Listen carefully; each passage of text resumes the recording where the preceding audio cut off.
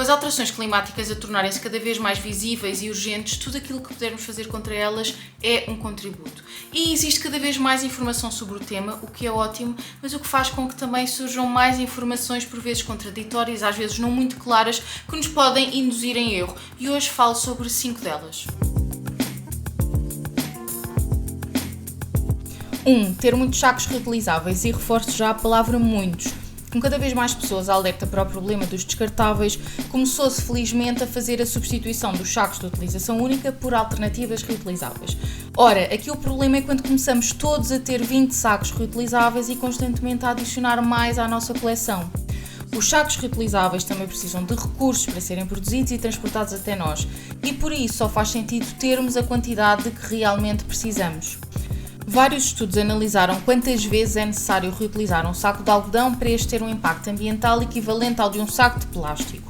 E, embora os números sejam diferentes de acordo com o estudo, o que sabemos é que têm de ser reutilizados muitas vezes, geralmente mais de uma centena de vezes.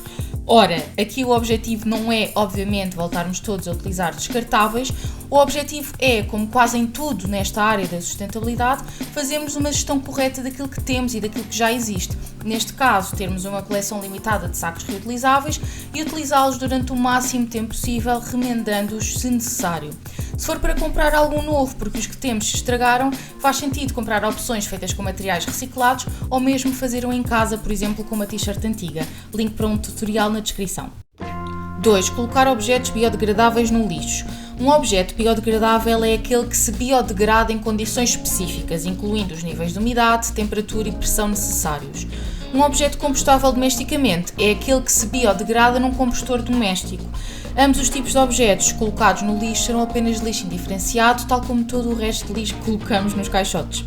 Neste ponto já sabemos que gerar lixo não é das melhores ações do ponto de vista ambiental e, no caso do lixo orgânico, este até emite metano na sua decomposição em aterro, que é um gás cerca de 25 vezes mais impactante do que o dióxido de carbono num horizonte de 100 anos, em termos do seu efeito de estufa.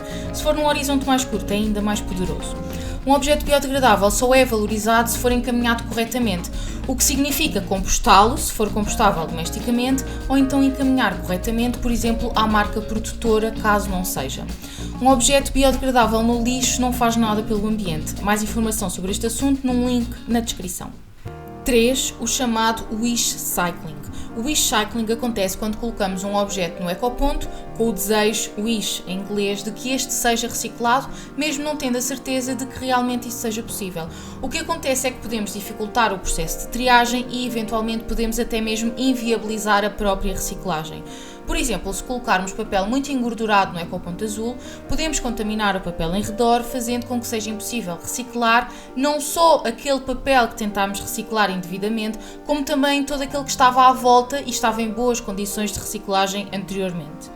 O mesmo acontece com copos partidos, por exemplo. O vidro é diferente das embalagens e, se for tudo misturado, a reciclagem torna-se difícil ou impossível. Mais informação sobre isto no link na descrição e, na dúvida, podem ver a Waste App da Quercus ou enviar mensagem para o número de telefone da Sociedade Ponto Verde a perguntar se certo objeto pode ser reciclado. 4. Alguns substratos para plantas. Muitos substratos para plantas contêm uma componente chamada turfa, que é um material extraído das turfeiras e se gera pela decomposição lenta de matéria orgânica. Por acumular organismos que de antes estavam vivos, as turfeiras armazenam o carbono absorvido por esses organismos, sendo sumidores de carbono. Na verdade, as turfeiras são os maiores sumidores de carbono terrestres, armazenando mais carbono do que as florestas. Para além da retenção de carbono, as turfeiras são importantes também para regular cursos de água, reduzir os riscos de cheias ou secas, regular a temperatura, diminuir o risco de incêndio e melhorar a qualidade do ar, por exemplo. Ao ser recolhida, a turfa liberta dióxido de carbono, aquele que tinha retido, contribuindo assim para o efeito de estufa. Segundo a Organização das Nações Unidas, as turfeiras danificadas representam cerca de 5% das emissões antropogénicas, ou seja, de origem humana, de dióxido de carbono. Por outro lado, evitar a sua destruição ou fazer esforços de restauração podem ser formas de contribuir para a redução das emissões. O problema é que a turfa está presente em praticamente todos os substratos neste momento pelas suas propriedades úteis à jardinagem e o seu baixo custo. Não é fácil encontrar uma alternativa de substrato acessível, mas é importante ter consciência sobre este problema para estarmos atentos e fazermos um uso consciente do substrato que adquirimos. Depois de termos a nossa horta estabelecida, podemos fazer a incorporação de outras matérias orgânicas, como composto, de forma a limitar a necessidade de adquirir tanta quantidade de substrato novo. 5. Relevados convencionais. Estão a ver aqueles relevados verdinhos praticamente perfeitos? Não são a melhor coisa do ponto de vista ambiental. É verdade que as plantas são boas para o ambiente, mas é necessário que sejam plantadas e geridas da forma correta. Os relevados ajudam, por exemplo, na absorção de dióxido de carbono através da fotossíntese, mas os relevados perfeitos criados pelo homem são muitas vezes monoculturas.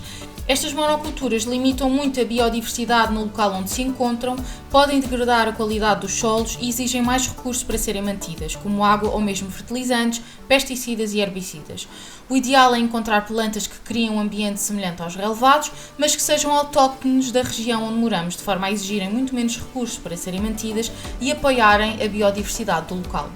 Já sabiam disto? Subscrevam para verem mais vídeos deste género e passem também pelos vídeos sugeridos no ecrã. Até à próxima!